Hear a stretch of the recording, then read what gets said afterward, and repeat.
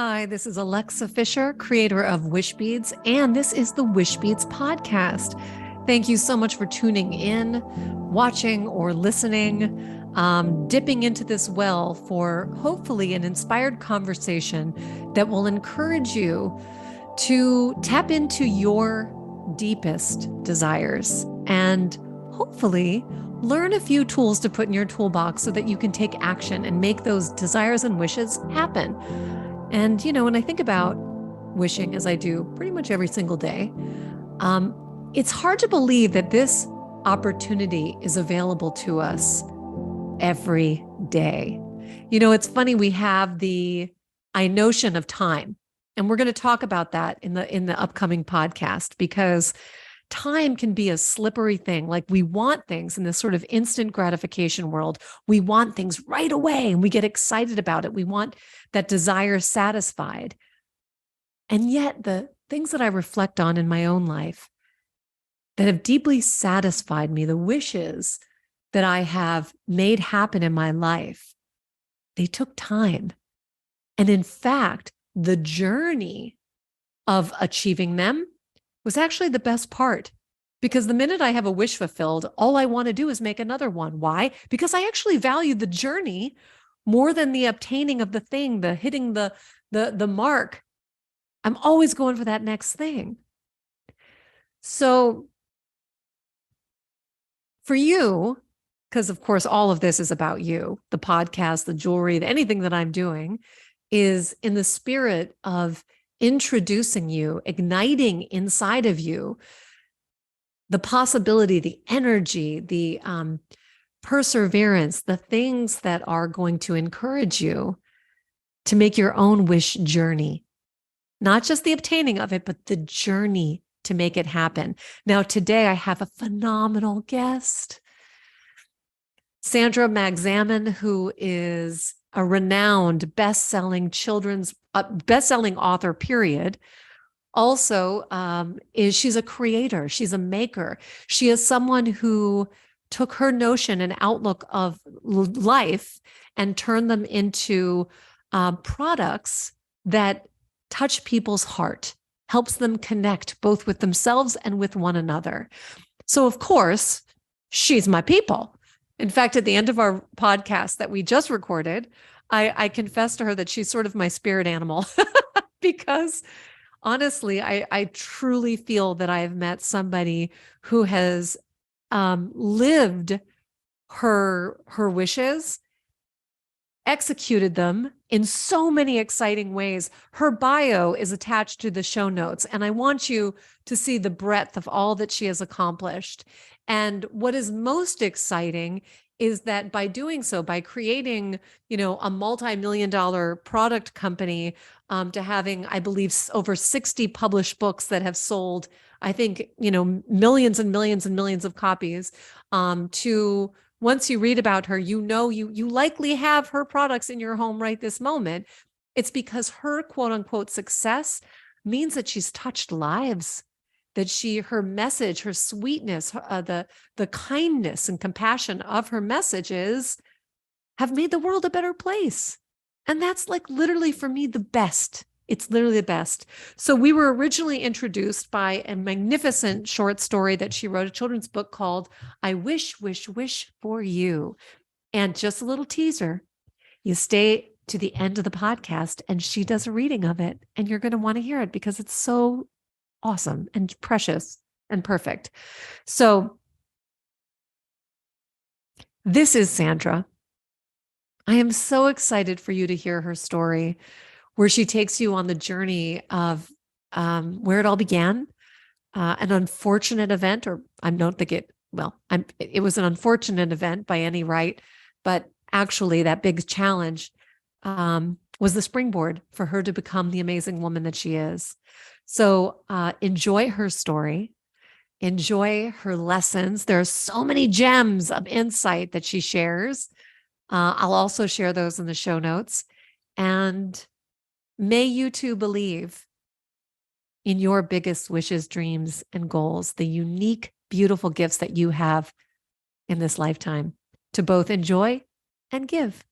Without further ado, this is Sandra.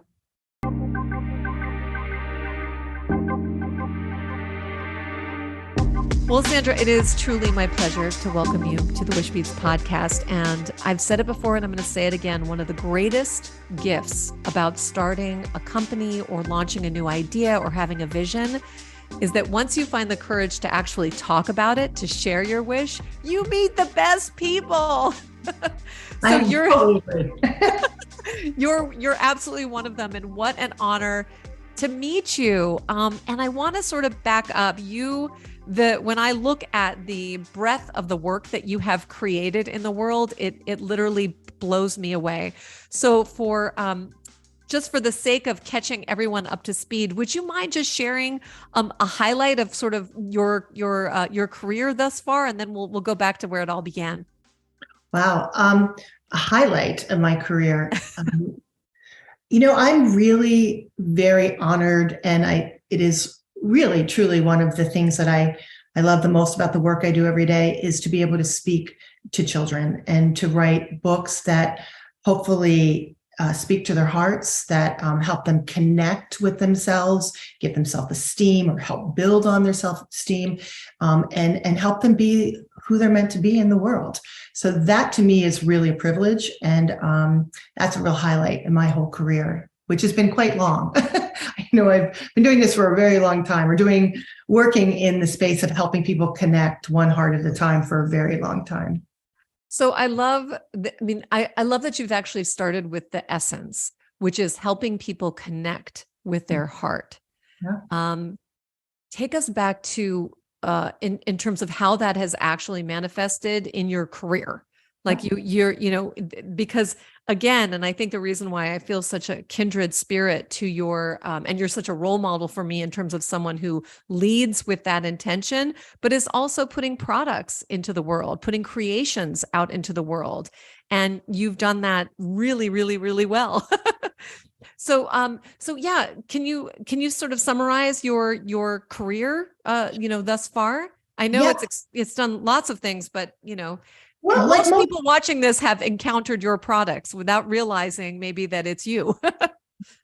True. I mean, that does happen. I hear that stories from folks who are like, I turned it over and I saw it was you. I had no idea you've been in my home for 20 years. I want to say that, it has been, 35, 36, 37 years that I really began a company. I began a business. But I will say this whole work began when I was a little girl, and I've shared this story before. When I was around 12, I was in a really bad accident on a farm, on my father's farm. And we were picking rocks up in the meadow so that it could be sown with seed. And a tractor was pulling a cart behind it that we were filling with stones, everybody filling rocks, stones, boulders. It's toward the end of the day, and we were told, do not walk behind it. I'm one of 5 girls. So all my sisters were there. My father was there. He had some helpers. And this thing was filled with stones. And at some point, the latch on it let go because the weight was too much, probably weighed over a ton, in retrospect, as we look back on the accident. And I was behind it, and my sister was behind it, and I kicked her. And at that point, the machinery fell on top of my leg and trapped me underneath of it. My father couldn't lift it. The men couldn't lift it. I called for my twin sister, Susan, who had been sitting by a fire that was recently made because it was the evening, getting cold. And she ran over and without any effort, lifted it off my legs. I was able to crawl out and, ended up having a compound fracture and stayed the next part of the year in the hospital and on a home and hospital school. So that year I learned a lot. I spent the better part of the year with headphones talking to children who had had accidents, who had cancer, who had been diagnosed with illnesses. And I was home and I was on a headset with Baltimore County public school children, these children who were ill or sick and hurt. And my sisters all went to school. My grandmother and my mother were in our home, and they taught me how to crochet and to knit and to embroider. And I would make little messages. They'd go to Walmart and I would get, or Woolworths, I guess at that point, and get little embroidery kits with happy faces that said, have a beautiful day or have a happy day. I'd make them and send them to school with my sisters to give to my friends. So I began making at age 12 pieces of art that that said what was in my heart to connect. So I started making messages from the heart when I was very young through art as a way to connect to other people that I had been isolated from because of this. And that year I learned a couple things. I learned that love is the most powerful thing on the planet. My sister Susan, because she loved me with all her heart, was able to lift this piece of machinery that was not liftable. Of course, the power of adrenaline, all of the cortisol rushed into her limbs and she was able to lift it. I learned that we don't wait until tomorrow to say that you care about somebody or you love them, because so many of those children passed away that were on that call with me from their illnesses or their injuries. So it was a part in my life where I really knew that, life shifted for me at that point. And I also was never good at using words. Now, today people go, oh my God, you talk all the time and you give talks to big groups of people. I had really had to train myself because my sister Susan was very verbal and I was visual. I made things to give. I didn't say things to give. So, I went on to go to art school because I knew art was the way that I best communicated. So I began to think about what were the things I wanted to say and how do I best say them? And so I went to art school, and then I realized that other people, and I learned to be an artist, but other people didn't use language well either. So I then went on to do a master's degree in art therapy. So it was really integrating the things that we most want to say and what's the best way to say it. And during that time, I worked in nursing homes. I worked with folks who were depressed. I worked with children. I worked with criminally insane men in the criminal justice system. And I helped people make things that said what was unsaid or most needed to be said by them. And what I very early learned is that we all want to say the same things because we all want to belong. We all want to connect. We all want to love and be loved. And so it's finding those ways to heal wounds, to heal oneself, to say, I'm sorry, I love you, forgive me, I believe in you.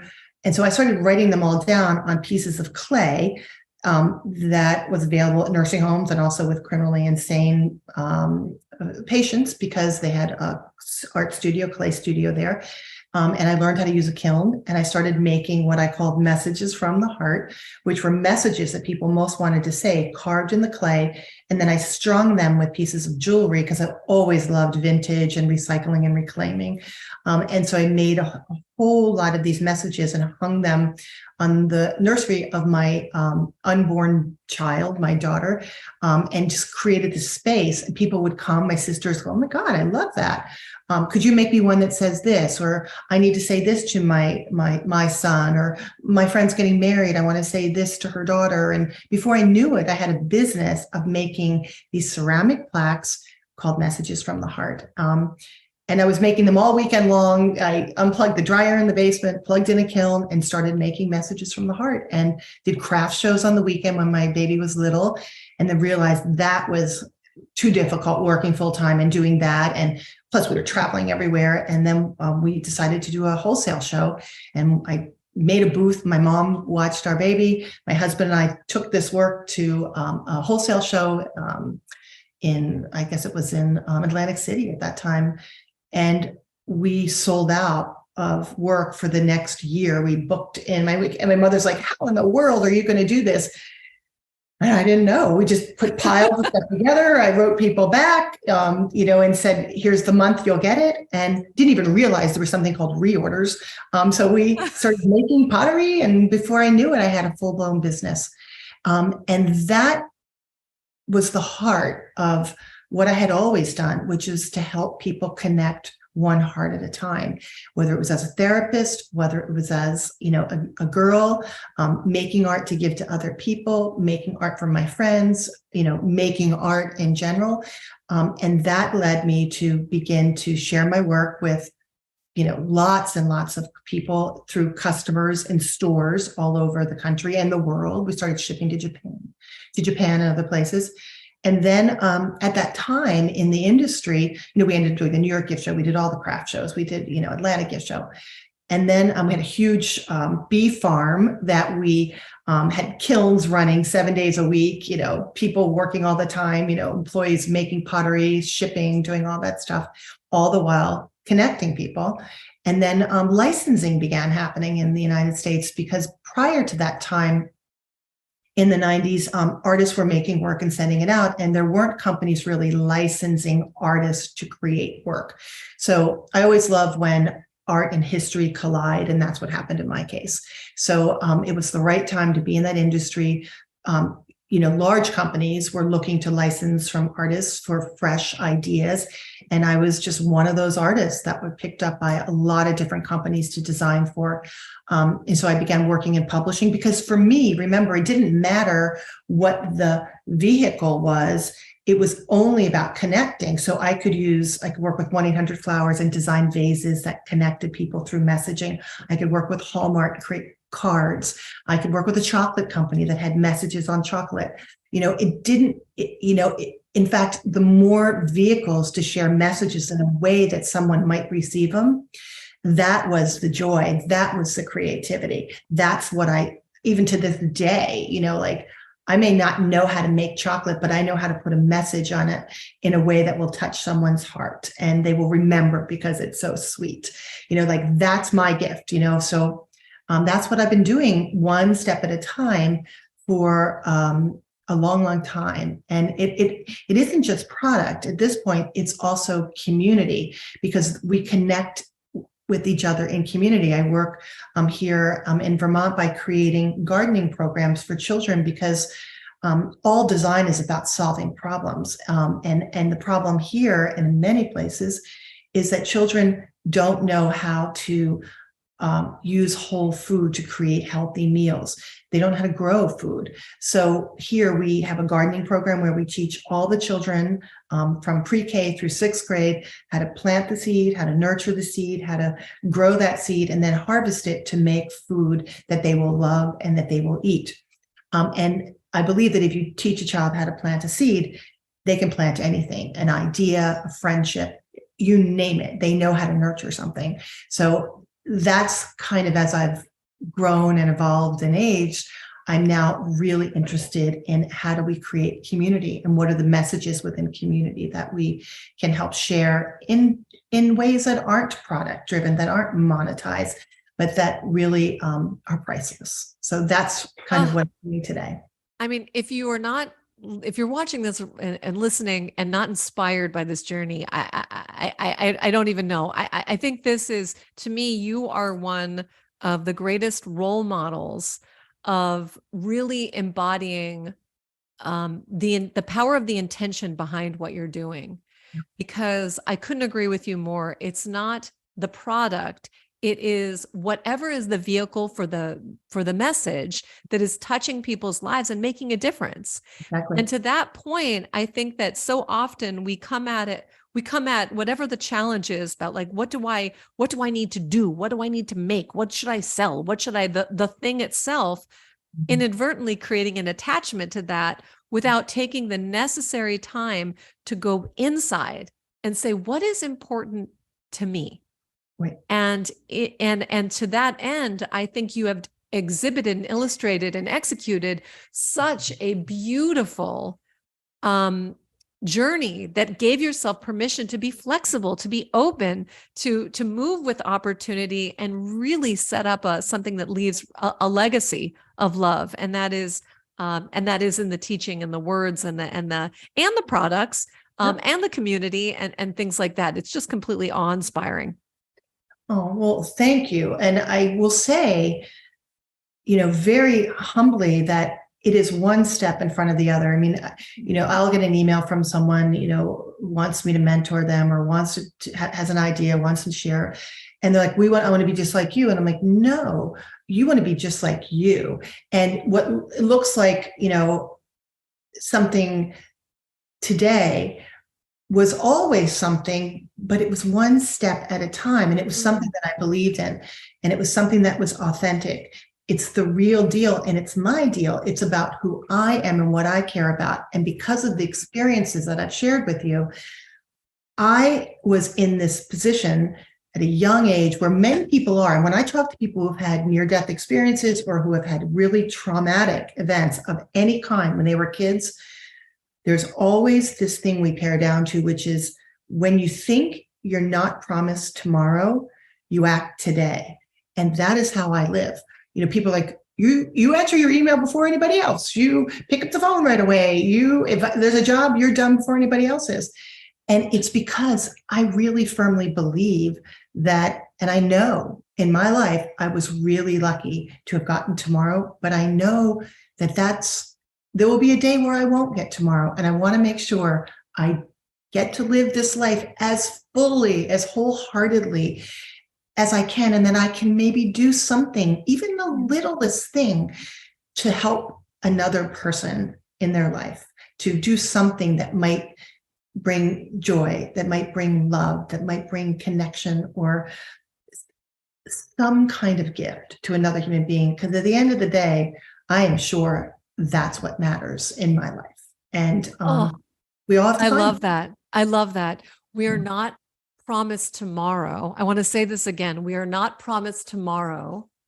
And make sure I'm saying this correctly. So it invites us to live more fully today. I know that I'm saying not exactly That's right. how I feel. I mean, there's nothing complicated about the way I live. It's like, if you believe in it, you do it. Like I don't do anything that I don't want to do. People are like, oh, well, that's luxurious. And I'm like, honey, I have wiped the bottoms of adults. I have, walked out all kinds of crap in all kinds of situations, but I did it because I want to help somebody. I love them. I believed in them, and I do it, so I think I'm all about, like, if I live very intentionally and very much from a place of being present and, hoping that I can make a difference or matter, and so that's how I do it. It's pretty easy. Well, I think there's so many different areas that I want to talk to you about, but it sounds as if you are really practicing the art of presence, like being present with what's happening now, what's happening today. Yeah. And in a world that seems literally trained to obsess or worry about a projection of fears or a rumination of the past, what is besides having, this near-death experience and cultivating it over time, is there also a daily practice that you do that puts you in that mind and that headspace of presence? Yeah, well, yes. And I will also say that it's really easy to fall out of it too. Yeah. I mean, there's nothing that isn't a practice that doesn't require continual learning and work to stay there. But I do meditate. I find that to be really, really helpful. I'm a walker, so I walk in a very clear way. I'm also a sitter, and I sit and I watch the birds who are making nests in the meadow. I'm a gardener. All these things really take, for me, a lot of the whirlwind and the speed of life into a pace that I can stay present. I'm also an artist. There's nothing like art of any kind, whether it's baking, whether it's doodling, whether it's painting, whether it's making beading for my plaques, where I am focused and get in the flow of a process. Art by its very nature is healing. And that, I think, has been, ongoing throughout my whole life. To make with my hands, you stay very present. So, all those things that I described are very much about making. I think creativity is about that. If you look at the Latin for create, it's creare, and that just means to grow. So how do you grow a life? I really do try to stay out of the whole news cycle nonsense. I don't stay out of it, but I try. I find that very hard on my spirit because it's about catastrophizing, and I can very much live in that, go down that rabbit hole of fear, like all of us can. But I heard a quote a long time ago that said, faith and worry can't live in the same heart. One has to go. I choose faith and love. And I remind myself that when I start going down that rabbit hole. And I think there's so many kinds of practices that bring me back to just being in the center. There's not one thing. I have a whole tool chest, when I need it. Those are the kinds of things that I try to do. Yeah. That, and I'm really clear. I'm very mission driven, like the mission is to help people connect one heart at a time. And how do I do that? I'm very visual, obviously. And I've even created this pie graph where I write down the things towards my mission that I'm doing, whether it's community based, whether it's business based, whether it's friendship based, or this family based. What are all those things that are they aligned, continuing to stay aligned with what matters to me? Oh, and I love the accountability of all of that. And I think that being clear, like having a mission in your life, even if for people, and I know that people get very overwhelmed with like, well, I don't know what I should do with my life. What's the purpose of my life? Even if you have almost a baby goal of something that you want to cultivate in your life, even in the near term, maybe you don't have something that's quite as crystal clear in terms of your life's work or your legacy work, or all of that can feel very, amplified, important. But then what happens is that we panic, we think we're not choosing the right thing or whatever. So we can bring that back to something that's much smaller. What's important for me today? What is something that I want to accomplish this week? That is so wise, Alexa. I mean, what I say to people is, this is about you. So what matters to you today? And for me, it's always about how do I connect, because I'm a twin, right? I connected on a soul level with another human being from the time I was, initiated, like I always had a connection. That is important to me, to have that soul connection. It's one of the things, like I read the things that you sent me. I went at your site. I'm like, oh my God, so connected to this human being. We think and feel in so many similar ways. That comforts me. That reassures me. I do this work because it comes out of a need that I have. I think Oprah said we teach what we most need to learn. Yeah. I need to be connected. So for every person who's wondering, well, what's my thing? Just ask yourself, what do I need? What's my thing? Do you need to create a space, a home that has certain qualities that are safe and that nurtures you? Then maybe your thing is about homemaking and design, and like stretch that out. I mean, then you can begin to put action to feeling and to need. And I think that's where it starts. I mean, I always say a wish is hope in action, because a wish, that it's the declaration of what do I need. Yes. Now. It might, and it's not forever. It's now. And I think that the action part is so important, because we can all spin in our minds and wondering and projecting outcomes, or what could happen, or what people will say. And should I do this? Is this going to work? Is it worth my time, energy, money, effort, whatever, all of those things. And yet you cannot judge it. You can connect with what you think is going to feel good to you, and you can go in action. And going back to your toolbox, I also love the fact that the things that you're talking about that work for you is crafting, creating with your hands. And that can include gardening and cooking and doodling and whatever the case may be. Nature. Now, yes, I would imagine that you in Vermont have beautiful nature, but nature also exists when we get outside and feel the wind on our face and we look at the sky, or we go down and we notice. I mean, today I was walking and noticed that there's this little tuft of grass that's growing through a crack on the sidewalk. And I literally had the thought of like, aren't you persistent? Yes. Oh, I know. I love this. Yes, I love that. You growing no matter, like just this teeny little crack. So there is nature that's around us. And if we don't acknowledge the sort of beauty that we do have, we are always living in a projection of something that could be better. Right. Yeah. And thus not giving ourselves the gift of just go walk. And I love that. Yeah. Where are you now? I mean, you chose to be where you are now. Yeah. What is that? And what do you love about it? My grandmother used to always say, don't borrow trouble. And so if we had a worry or something, and she'd be like, what a waste of energy. Don't borrow trouble.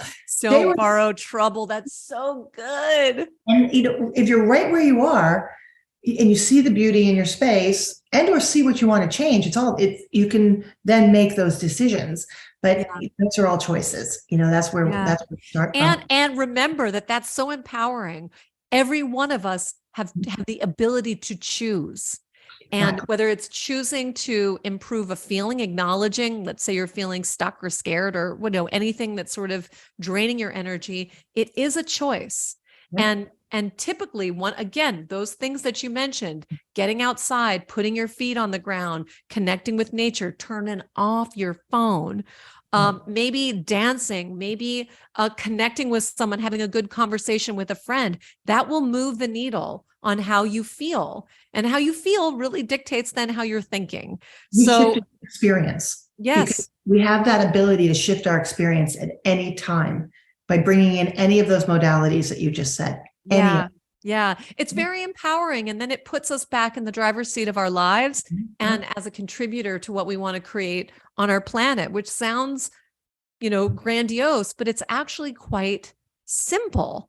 And while we can sit there and say, I just don't really know how I can make a dent, let's say on the war in Ukraine or on the pollution that's in the sea, really, but I can change who I am and the energy and the human being and the light that I'm shining in my home, in my life, when I look in the mirror, in my community, in my online world. And that does have an accumulation. That's what we have, this revolution of love, of self, and let it begin there. And all of these things, act local, think global, I think works. It's one small step that gets you to the next. I mean, even here in Vermont, you'd think, this is not one of those areas where a lot of refugees have migrated, but there's a local church here that brought in several families from Afghanistan. And we have a community bulletin board that comes out digitally. And the family wanted to make a garden this summer. So they posted on there through the church that if anybody had seeds or plants or whatever, I have tons of seeds, tons of plants. We have a gardening program for kids. And so I wrote right away and immediately was able to get all kinds of seeds from people we work with. And a whole lot of people wrote back. So many people participated. And this family now is growing this huge garden. And it was from literally one seed at a time from a bunch of different people in the community. People asked, that was their wish. That's what they wanted to do. And we responded. So there's a way to do one step in front of the other. It doesn't have to be these huge things. I never did a huge thing. I made one plaque. I hung it on the wall. But those become cumulative. And so before you know it, you begin to touch many lives. And then those people touch many lives. It's back to that, classic pebble in the pond. It does reverberate, but you have to have that first action to throw the pebble. And to have the trust to just be like, this is my pebble. I'm going to see how far it can go, or that's fun. Just let me throw it. That's fun. Yeah. And simple things like, if you're in a community and, somebody is not well and they can't get to the store, you can drop off something at their house, something you make, something you buy. There's so many little ways to impact people's lives. And I think you just have to do the way that you do it, whatever that is. But, there's a sense of because we're shown that all the time in media, where these big conglomerates and big things, we're seeing the end of a lifetime of little steps, and so it skews us, we think we're supposed to look that beautiful right away when we walk out of the shower, or we're supposed to, drive that kind of car when we get out of college, or we're supposed to have the biggest job ever. You grow a life. It's like planting a seed. You plant the seed and it takes a long, long time to grow, but you nurture it all the way. And what happens is elements come in that you never could have expected that will help grow that seed. And that's what I count on, that the world is filled with people with great big hearts, and they also want to be a part of something bigger than themselves, because we all want to belong. Yeah. And I even love this idea of playing with time, because I believe that with the emergence of digital technologies and platforms like social media, and the idea that because of these patterns of human behavior, we are shortening our attention spans. And it's almost unthinkable, let's say to my teenage sons, even if they're watching, last night they were watching a Dodger baseball game. My youngest son and his friend were over. They were also doing something on their phones. And I have this thing about double screening, like be here with your friend watching the game. So here's another pattern that I noticed. And I'm also an online teacher, so I have an online presence, and I'm teaching people how to be confident on stage and confident on camera. And I'm watching YouTube videos because that's part of the work that I do. And I'm noticing that people are intentionally speeding up their dialogue. They're taking the vocals, the audio track, and they're speaking fair. So they say, oh, and all of a sudden, and I'm like, this is making me anxious. Yeah. Like, if I am choosing to watch, and I'm going to make a video about this, but if I'm choosing to watch a video, like, let me just take a moment to sink it in. It is psychologically doesn't even make any sense. Right. We need a moment to process what we're hearing. And if we become accustomed to not allowing for space in our lives, that is a massive detriment.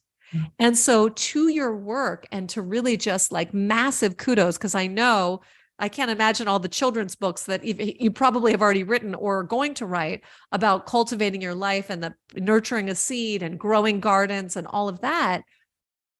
What it's also doing is training young minds and hearts to just slow down and enjoy what is here, and not constantly need this knee jerk, this almost hard wiring of like, this isn't satisfying enough. I have to have this, and then I have to have this, and I have this, and this constant quest that is not really a human pace. Nature is the pace, you know?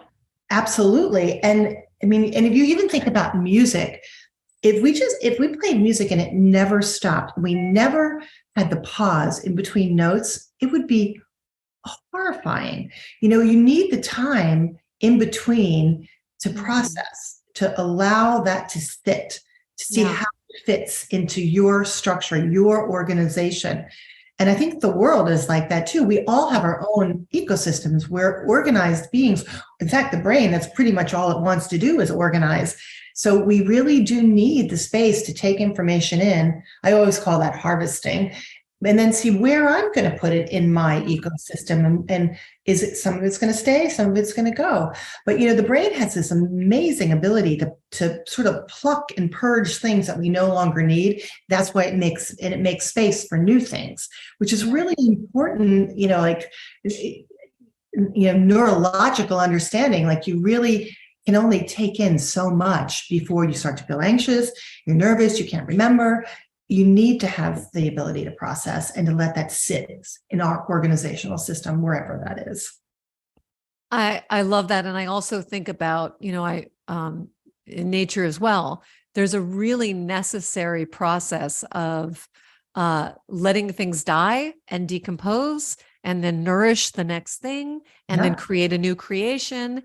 And I think about, you know, your journey, and I want to touch on it again, because what I'm hearing, you know, you've had this wild ride full of, you know, new things, new experiences, successes, all kinds of different things. And yet the seed for your own journey, or let's say the part of you that grew up on a farm, and this idea that the story of your life is woven in such a way that you're embracing all of it.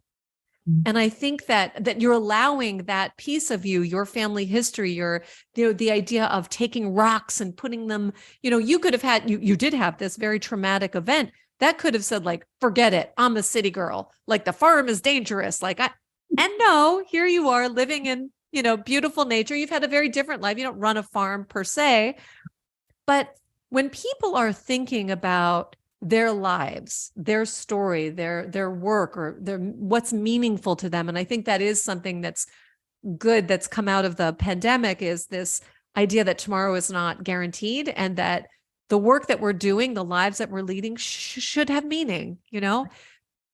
But I have seen in my own life how I've needed to step back and appreciate the various chapters of my life to find the deeper through line and theme, to align that very intentionally with my words about my mission Yeah. my work. But I will tell you, as I was pivoting from professional actress to teacher, communication coach, to jewelry designer, author, entrepreneur person, there was a moment in those transitions where I had that fear of like, oh my God, if I build this consulting career, is it going to look like I'm a failed actress? Those moments where we say, or like, well, I can't do that because I'm trained this was my background. Who should I, how could I do that? Yeah. And it's only when you've had more years of life and you've actually done those things and then you've refined your understanding of them, can you appreciate how each of these steps beautifully inform and make rich soil for the next chapter of your life to grow. Yeah. And I can just see it so beautifully from my vantage point with your own journey. Well, and truly, as I've aged, those kinds of understandings and the ability to reflect on the different decades of my life and the patterns that have emerged throughout. And I'm a journaler, so I'm always writing. I also love doing artist pages from the Artist's Way. I don't do them all the time, but I come back and forth to that practice because that really allows me to see patterns come up from time to time. But there are patterns that have stayed throughout my life over and over, and they just consistently show themselves up, but in ways that it's the same theme, but in different ways. But I will say, I think that you hit on something that is so profound. And the way I describe it and the way I have addressed it, I created this whole experience called Living Artfully, which was a book that became a PBS special. And really all it is about that life is a work of art and we are the artists of our lives. So how do we create our life? And a painter doesn't paint the same painting over and over and over again. A painter continues to develop ways to paint, themes to paint, different ways to express their journey, as do we. If we stayed the same way, painting the same painting over and over and over again, not only would we become bored, we would become boring, and we wouldn't be that interesting. We would not have embraced all of the bounty of life. And so I like to say, instead of thinking about what's right or wrong, think about what you think is beautiful, because I think that encapsulates this idea that we have grown up in a world because of consumption, because of capitalism, because of monetization, that you either are a success or you are a failure. Yeah. And that completely takes out the nuance of growth and beauty and exploration and experimentation and living a human life, a life where humankind can expand. And that is so narrow. I mean, I have done things that didn't work. I've done things that worked. And how do I describe or define what works, what doesn't work? I just have over time, and I don't always think this way, I thought this was success, this is not success, but I've really tried to expand the definition of what success is. Yes. Yes. And and of course, you also have to look at there's so many levels of that. If you look at, Abraham Maslow, the theorist who talked a lot about what do we need? What are those basic human needs? Well, you need safety and you need security. I was, working from the time I was 14 years old. I worked in a sub shop. I made hamburgers and pizzas and stuff. I've always looked at what do I feel like I need in terms of that financial security, and just work to try to each year reach that goal so that then I could take a little bit of risks and, build that to the next step and the next step. And I think folks have to really kind of get a sense of what makes them feel secure in that way in your space. And is your home safe? Are you, in an environment where you feel comfortable and your safety and well-being is met? And can you meet those basic needs of food and, car and all those basics that you might need, transportation of some sort? I mean, those are real practical things. And I'm not advocating, don't worry about success. We need to make sure, and especially women need to make sure that they're in situations where they really do manage that security for themselves. So what is that for you? Really knowing what that is. And it will change over your lifetime. But what is that to start with? And then I think you can begin to really, I worked full time in hospitals, years after I started my business. I was running my pottery business and doing that because I really believed that I could build the pottery business to something, but I wasn't going to take away my security. And that work that I did as a therapist informed the work that I did as an artist. It was the same. It was just a different medium and in a different environment. So asking yourself, how do you do that? I have a call today with a young couple who have written a book. They're working in jobs that they're doing, but they've written a book about some aspect of their child's life, and they want to know how to share it. They're keeping their jobs, which I'm like, as you should. Yes, absolutely. But work on that dream. Keep it happening until your dream, you're able to transition into that, and it meets those basic standard of living that give you that security that you need. So I say you need a little bit of that practicality, that realization that you have to find a way to be safe and secure and keep your home, your nest there for you. And then how do you grow from that? And utilize very similar tools. I totally agree with you. I often describe myself as someone who has one foot in the very real world and then another foot in the woo-woo realms. Yeah. And that's because I do think that, we're here and we're not, we have all basic needs that need to be met, and understanding what our life circumstances are. And I've always overlapped my careers, always. And can continue to actually dance in both realms and see what's meaningful for me. And also, if you're, and I do this sometimes, and I'll be just perfectly honest, I love ceramics like you. And I joined a pottery studio, and I often find that tension between, well, I'm just going to finish all of this, and then I'm going to make time to go to the studio. And I am really consciously understanding and prioritizing that the studio time, the making time for myself and that creativity, is as important as the tasks related to my career.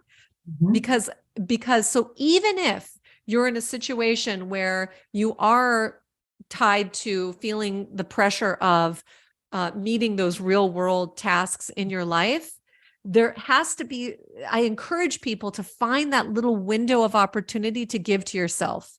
Because if we constantly put it off, and I am the first one to do it, especially if you're a working mother, the first one to say like, well, I don't necessarily need to either go for that walk, or, I don't have 10 minutes to meditate, or I don't have whatever that thing is for you. My opportunity, my challenge and invitation to all of us listening and watching is to just give yourself that gift. Make even 5 to 10 minutes of a priority for yourself to every day builds a very important muscle where you can begin to have that replenishing time to give your body, you were talking about your mind needing that rest. When we get into that flow state, into the pause of our lives, into nurturing of our souls, it actually makes the rest of it much easier. Everything gets better. Well, yeah. I mean, you can't run on an empty tank, Right. and I talk about that in a lot of ways about harvesting, because there are times where I am so spent with designing and problem solving and coming up with solutions to whatever I'm working on or designing. I don't have another idea. I've emptied the vat, I'm tired, and I need to eat. I need to eat experiences and fill myself back up with possibilities and joy and comfort, even if it's a bath, that is so healing for me. Like just sitting in a bathtub for 10 or 15 minutes like that, I just can come to my senses, like bring myself back to myself, and as, having raised a child, it can be very depleting because you're loving and giving and doing for others all the time, that you need to take some time to feed yourself or really have nothing left to give. I mean, Yes. I think of it, it's like the tide, it comes in and out. Again, back to nature, the seasons really reflect, that in so many ways. There's time to rest before we rejuvenate in the spring. Right. and then there's lots of blossoming, there's lots of growing, and then there's all kinds of abundance. Then the cycle begins again. Right. But we as human beings have to do that for ourselves without guilt and without shame and without fear. We need to set that fear aside, that there's scare. I think we so often get into this model where there's scarcity. There's not enough to go around. And certainly there's lots of things in our environment that try to tell us that all the time. Buy it now, it'll be gone.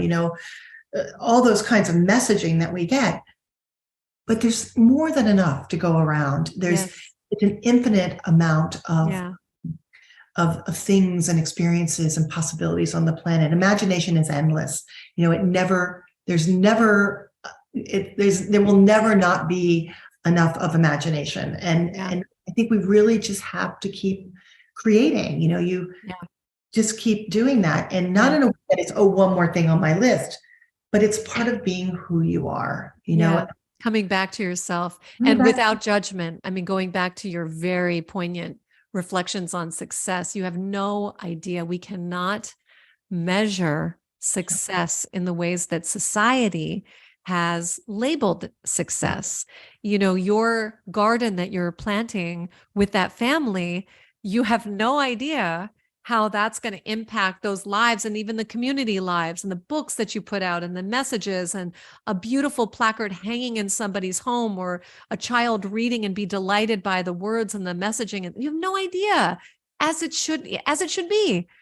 And so in those moments, when you're feeling a little bit less than, or I have a folder, a friend of mine taught me to do this years ago. When I get a lovely email from like a student or a customer or something, and it just, shares like what the impact that it's had in their life, I put it in a folder so that when I am feeling less than, or that I haven't done enough, or I could be more successful or whatever, and I'm feeling a little bit down, I just reminded, oh, right. There are people that I do not know, that I will never meet, who has just expressed that something that I created made a positive impact in their lives. Wonderful. And then you remember, everything. That's because that to you is success. Yeah. Yes. So I would say, if I may, one of the suggestion, and I've done this many times, I write, what would make this day a success? In the morning, my list of things to do. What has to happen today for me to feel like I had a really good day? What are those things? That. And I write it down in the morning, and at the end of the day, I'm like, oh, and if I didn't hit one of those things, I'm like, is there anything I can do before the day's over to get this list complete? Or what are some of the things that pop up for you on that list? What are some of the things that usually make your day a success? Well, if you feel comfortable sharing. I'm happy to share. Yeah, absolutely. To reach out to family and friends, to make sure I've made a connection back with friends or family. Like if I get so busy, I haven't written my mother, or I haven't called her, or something like that.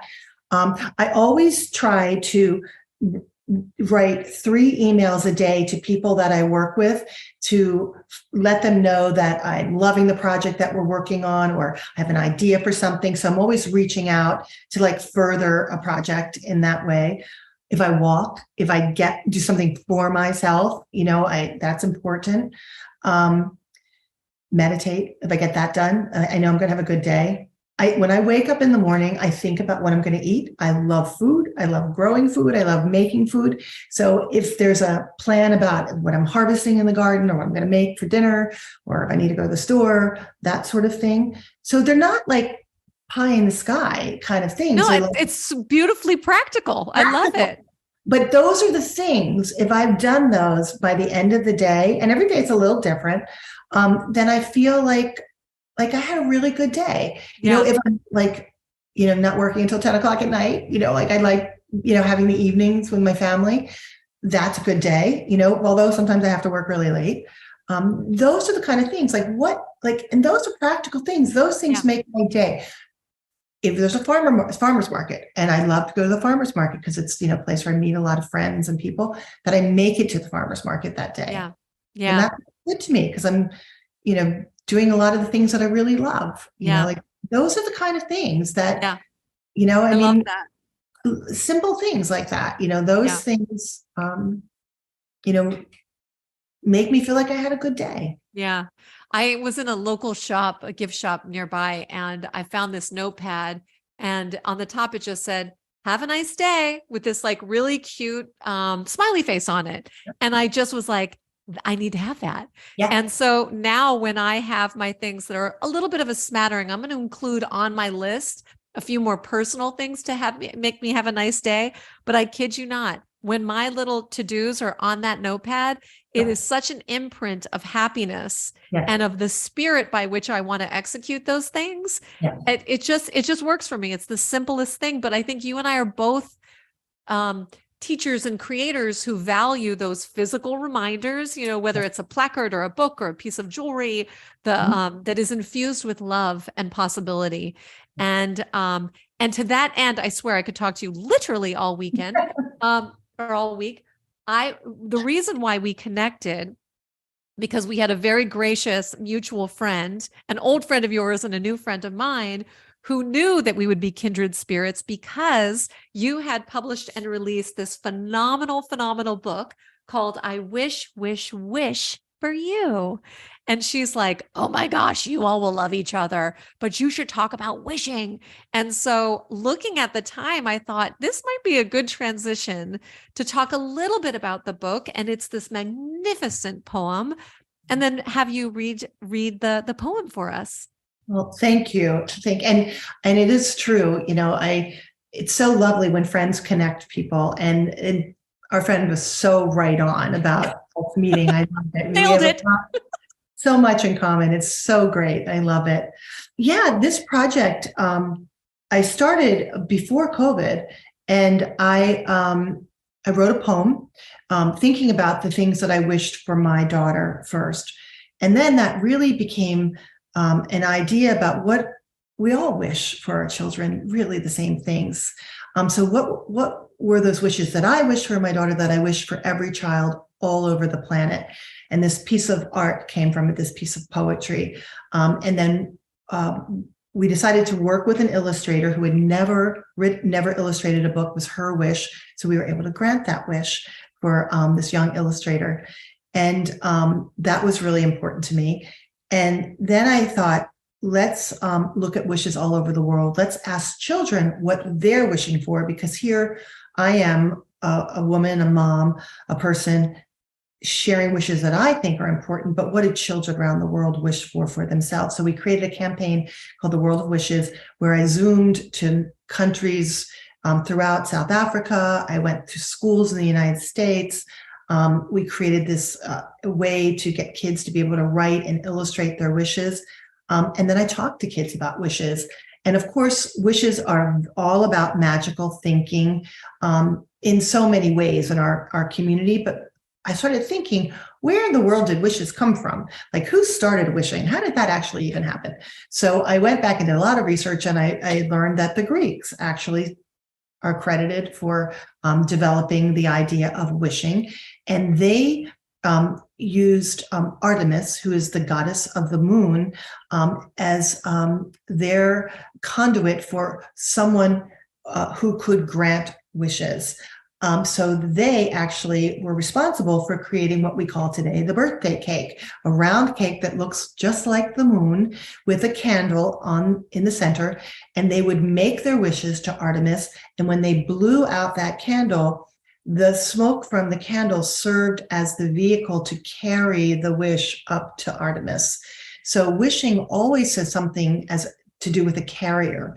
So in that case, it's candles, it carries smoke. And you see that throughout all kinds of religious ceremonies and certainly birthday ceremonies. But the dandelion, round like the moon, when you blow on the dandelion, we are scattering wishes into the wind. Shooting stars, have tails that scatter. Even a fountain where all the water beads and you're throwing into the fountain. So this whole idea of who do we wish to, how do we wish, really came out of that experience. And often people think, well, you just make the wish and then it magically happens. But if you really look at the structure, the DNA of wishing, that's not quite so. A wish first has to be uncovered by yourself, like what matters to you, like we were talking earlier. That's the first thing, digging into yourself. And what do I want to manifest? What do I care about? What is meaningful to me has to be kind of excavated from our spirit. And then once you're able to do that, then you have to believe in it. And you have to believe in yourself that you can work to make that wish come true, that you can put it in the world, but that you too have to help manifest. So that gets us to step 3, which is doing the work, researching, studying. If I Talking, connecting. If I want to be a nurse, say I wish to become a nurse. That's my intention. That's the wish. I believe in myself. I can do it.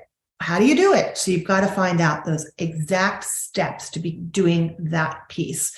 If I want to become an artist and I want to sell my craft at craft shows, where are the craft shows? Who's running them? How do I apply? What do I have? What's my pricing? You fill those details. And then the 4th step, which I think is one of the most important, but each step is really important. First, finding the step, believing in yourself, doing the work, the study. Then you have to share it with others. You have to tell people your wish. You have to ask them for their support and for their help. And that's when the universe really begins to conspire and brings you all kinds of things that you never thought of or even considered happening, that uplifts that wish and spreads it like all those carriers in the world that you always need for a wish, whether it's smoke or dandelions or water pebbles in a fountain. You have to have that to make those wishes come true. So I shared that with kids all over the world, and then they shared their wishes with us, and we collected many, many, many of those wishes. So it really was an extraordinary time. And what I learned, which was, I thought, just unexpected and absolutely exceptional, is we asked for kids to make wishes. They didn't make wishes, for just telephones and computers and then the next game on their handheld device. They asked for their siblings to be reunited in a family that were divorced. They asked for their parents to come back to each other, or they asked for a grandparent who passed away over COVID to come back. They asked to become a judge in South Africa because there were no female judges that they knew of who were making a difference in the lives of girls. Wow. So many kids around the world asked for things, and their wishes were for the betterment of their community or for their family or for their schools. And that was extraordinary, that it went from I to we in the wish process pretty quickly. And that was extraordinary. I mean, it really told me a lot about this next generation, and that they were willing to do the work to get there. My heart is literally exploding. I just absolutely love the work that you're doing. I love the vision and the execution and the planting those powerful seeds of possibility into the minds of children. There are so many parallels to some of my visions that I've had about teaching young people about wishing. And I absolutely love it. Is there a place that we can see that work and experience it beyond the book that we're going to, Absolutely. On my website, there's a World of Wishes tab, I guess. Wonderful. Go there, you'll see a lot, you'll see the whole context, and then you'll see tons of art from children from Uganda, from Malawi, from Cincinnati, from Los Angeles. Fantastic. And we'll include all of the links to that in the show notes. So anyone, I encourage you, go ahead, click on it, explore, celebrate, share, spread all that light and love, because that's a very powerful step. And certainly we can encourage those wishes for all those young people. It's so beautiful. Let's go ahead. And I would be honored if you would read, I wish for you to our podcast listeners. And thank you for this time together. I really love connecting with you and sharing, these ideas and my heart with you. So thank you for. Oh, my absolute pleasure. Please. All right. Well, here we go. Okay. I wish for you. I believe that wishes really do come true. So here's what I wish for you. I wish that you find beauty in ordinary things like the sunrise, the mountains, and butterfly wings. I wish that you laugh and laugh and laugh out loud, and that you know how it feels to feel really proud. I wish that when you look at the stars that glow and twinkle at night, you'll know that you're a part of it all and that you too shine bright. I wish that you will always know that on the other side of sad, there are many more moments when you'll feel glad. I wish that your adventures take you far and wide and that you never pass up a wild and fun ride. I wish that you try many things that are new and that you learn there's nothing you can't do. I wish you weigh more do's than don'ts and lots more I wills than I won'ts. I wish that your dreams take you very far and that you always stay true to who you are. I wish that you make friends who believe in you and that you're a good friend to them too. I wish that lots of sunshine and smiles fill each day, and when it rains, you look for rainbows as you play. I wish you come to know that kindness is always the best choice and that you always speak from your heart when you use your voice. I wish that you see the strengths in people who are different than you and that you stand up for equality, fairness, and justice too. I wish you everything and so much more. I wish you all the beauty that life has in store. But most of all, the biggest wish that I wish for you is that you know I will love you always and forever too. Ah, I just had to give it a little pause to let that sink in. So beautiful. Thank you so much for the artistry and the message and the love that you put forth in a way that it's not products for products' sake. It's products so that we can enjoy them, that we can touch them, we can see them and be inspired by them. It's planting such beautiful seeds of light. And I absolutely love everything about it. I truly do. I just love it. Thank you It's so so much. beautiful. So beautiful. Well, I have no doubt that there will be fun, collaborations in the future, maybe having you at a Wish Circle, being able to promote and share your book with our Wish community. I think that we're coming at such an interesting time, an awakening of consciousness about how we are ready to build this new world in a way with eyes and hearts wide open, knowing that it is going to take work, but let that work begin with us. And, I think what you've said is so true about this awakening and consciousness and connection. It's about connecting and belonging. And I always want to remind people that, in this world where we can absolutely be anything, we really can be anything. Always remember to be yourself, because we need each and every one of us to be who we are and bring our unique gifts to this changing, shifting world that we can hope shape it and evolve it and grow it into something that's really kind and compassionate and beautiful. And I think, I just encourage people to not use yourself, be yourself, understand yourself. And that's all we need. That's it. That simple. Yeah. Wow. Well, with that, I am going to just thank you from the bottom of my heart for our newfound friendship. And it's just awesome to see your work in action. And I thank you. I thank you for the way that you show up and shine. Oh, and the same with you. You are absolutely a gift. And I'm really grateful to have learned more about you and get to know you and, share this time together. So thank you so much. Oh, my pleasure. Well, I thank you for listening. I am sure you enjoyed it as much as I did recording this conversation. Of course, follow Sandra, learn all about her work at her website, which again, there's a link in the show notes. Please do yourself a favor and pick up a copy of I Wish, Wish, Wish for You. It makes an incredible gift. I actually think it's inspiring just for you to read to yourself. But it's absolutely beautiful. And she is also going to be a featured guest on our upcoming Wish Circle. So you can get all the details about that. And I also have no doubt that she is going to be someone who I would imagine we'll have ongoing collaborations with, or who knows what we're going to cook up together. But I'm just so honored to have met her. And Again, let me tell you, if you're listening to this, that means that you do have beautiful wishes, dreams, and goals. And even though we use the destination as a way to focus ourselves and to organize ourselves around action steps, really truly recognize that when you say yes to your wishes and dreams, you are also bringing the most incredible experiences and people into your life. The journey is actually the best part. The excitement, the even confronting your fear, hesitations, you will learn more about yourself in this wishing journey than just the sweet satisfaction of making your wishes come true. Trust me. So I am delighted that somehow my path brought Sandra into my life in a personal way. And it is such an honor to be able to share her work with you and share her story with you.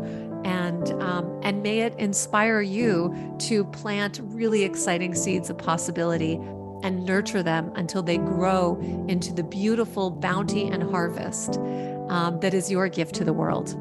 All right, until next time. Oh, and thank you for listening. And if you do like the Wishbeads podcast, please go ahead and leave a review. Perhaps share it with someone you love, send them a favorite episode, maybe this episode, and help us touch the lives through the power of wishing, one wish at a time. Thank you. See you next time.